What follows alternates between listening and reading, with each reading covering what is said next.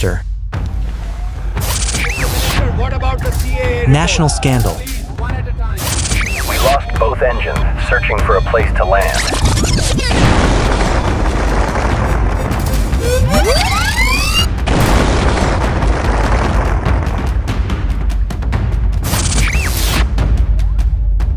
So what went wrong with PIA Flight 8303? The doomed journey. On the morning of May 22, 2020, while the entire nation of Pakistan was still under a COVID-19 lockdown, PIA Flight 8303 was permitted to take off from Lahore to Karachi. It was a journey that only lasted just over an hour, connecting the two major cities. On board were 99 people, most of them trying to return home after being stranded for weeks. The Airbus A320 was nothing special. It had been in service for over 15 years and had just undergone technical inspection and maintenance after 2 months on the ground. Technically, it was a completely airworthy aircraft. The flight crew consisted of 2 experienced pilots who were familiar with the route. The sky that day was clear and the wind was light. The flight left Lahore on time, flying steadily at an altitude of over 9,000 meters. Everything was normal. There were no warning signals from the system. But what no one expected was that precisely when everything was the calmest, a chain of errors began to form. Small, seemingly harmless decisions that would lead the aircraft into disaster as they approached Karachi. No one in the cockpit crew knew they were flying into an airport that had changed its landing procedures due to the pandemic. Several seemingly minor details, the communication frequency, the approach direction, and the time pressure began to create chaos. From this point, the short journey between the two Pakistani cities gradually turned into a race against death that no one could stop. Undisciplined crew. Captain Sajjad Gul, 58, was a longtime pilot at Pakistan International Airlines. He had been evaluated as confident, perhaps overly confident. Many colleagues said he often ignored standard procedures, especially when he believed his personal experience was enough to handle any situation. First Officer Usman Azam, 33, was a young pilot with less experience and had been noted for slow reactions in a few training flights. Nevertheless, they were assigned together to operate Flight 8303 that day. Both were in the month of Ramadan, a time when they had to fast, abstain from food and drink, for many hours. For pilots, this significantly affects concentration and alertness, especially during complex flight phases like takeoff and landing. Audio data showed that throughout the flight, the two were constantly chatting about the pandemic, family, and social issues, topics unrelated to their duty. In the cockpit, discipline, which is always considered the line between safety and disaster, had virtually disappeared. The captain did not follow the checklist, and the first officer did not remind him or object. No one focused on the critical flight parameters. And as the plane neared Karachi, that lack of focus would prevent them from realizing they were preparing for a completely wrong approach, a mistake with no chance for correction. Chain of errors during approach. When PIA Flight 8303 began descending toward Karachi Airport, everything quickly went off course from standard procedure. The crew did not conduct the mandatory pre-approach briefing, a crucial part that helps determine the landing direction, speed, and contingency plan in case of issues. Instead, they continued chatting, skipping cross-checks and failing to reconfirm basic parameters. The aircraft was then at nearly double the necessary altitude for the remaining distance. On the radar screen, air traffic controllers didn't understand why the crew continued to land on such an incorrect trajectory. They warned that the Airbus was too high and too fast, but in the cockpit, the warning was ignored.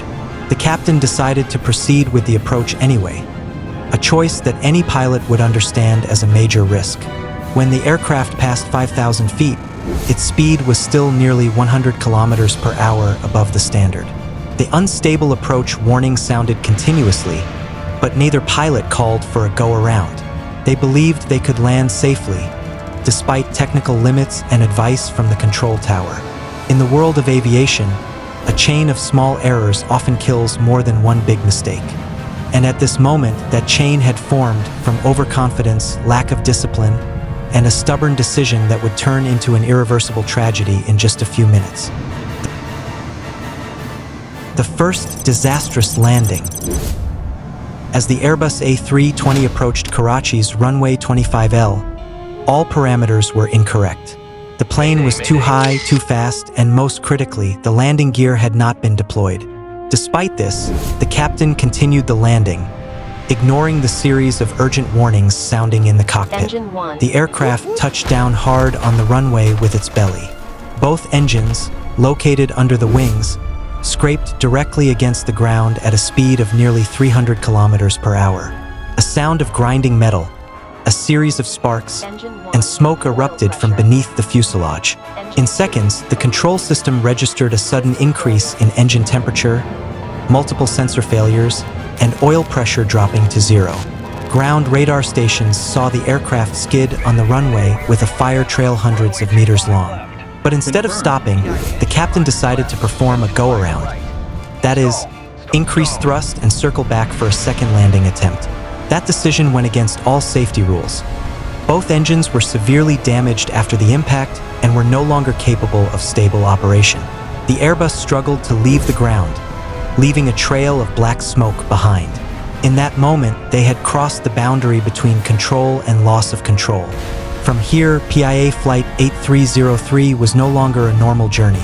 It was the struggle of a dying machine, suspended in the sky over Karachi. Loss of both engines mid-air.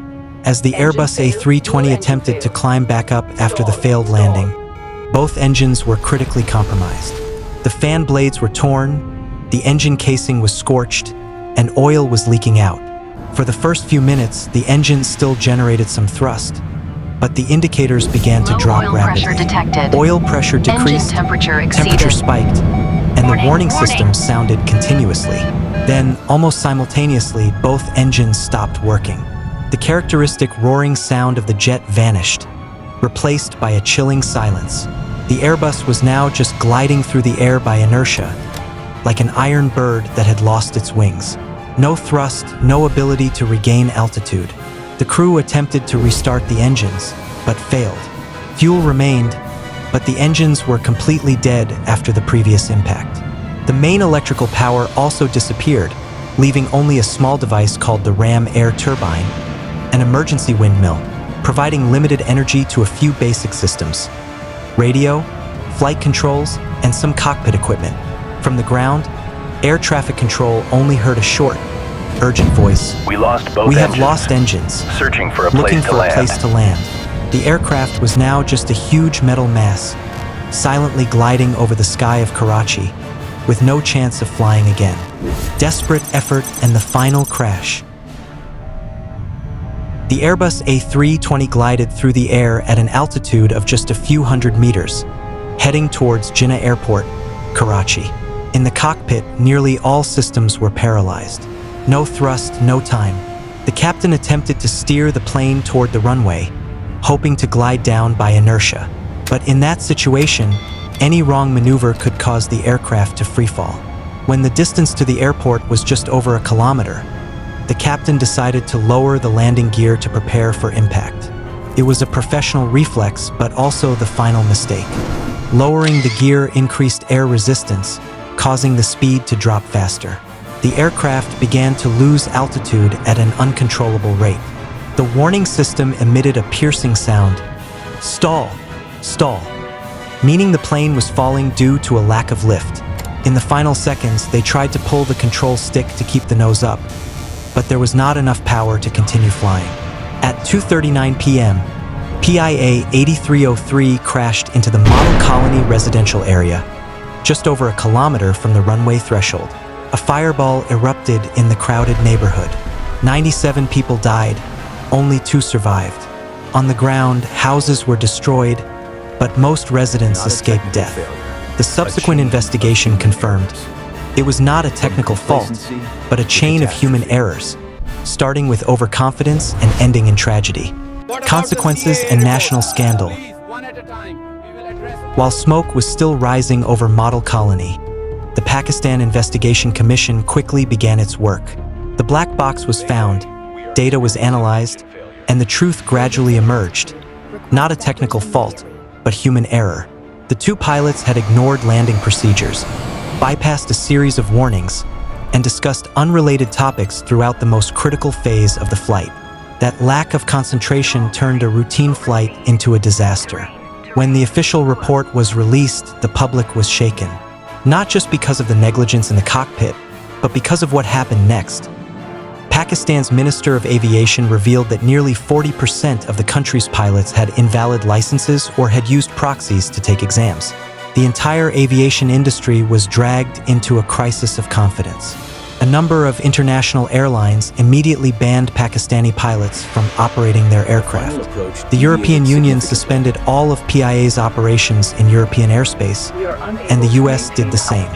In a few weeks, Pakistan, a country with a long history of flying, became the center of a global scandal.